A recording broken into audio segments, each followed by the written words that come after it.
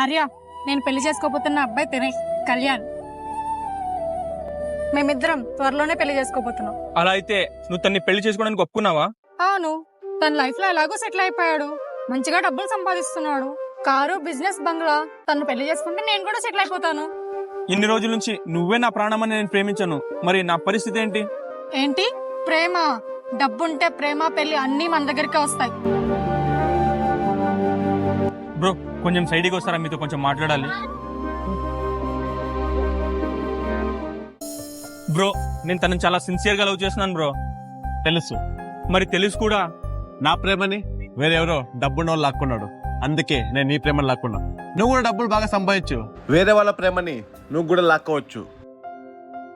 నాతో డబ్బులు ఉన్నాయని నీ గర్ల్ ఫ్రెండ్ నిన్ను వదిలేసి నాతో వచ్చింది. తను నాతో లైఫ్ లాంగ్ ఉంటుందో లేదో తెలీదు.